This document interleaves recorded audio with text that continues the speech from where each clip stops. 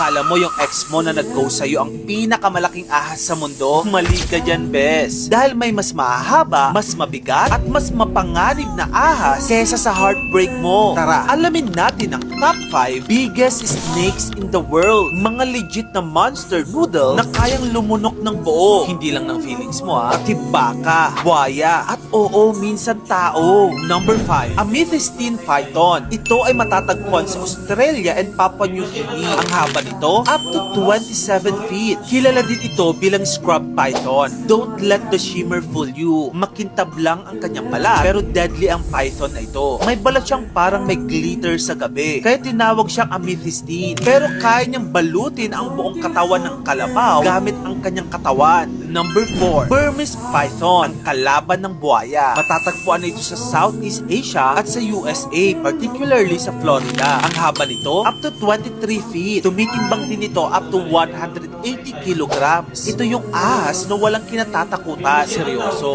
may video ng Burmese python na lumulunok ng buong buhaya. Dahil kapag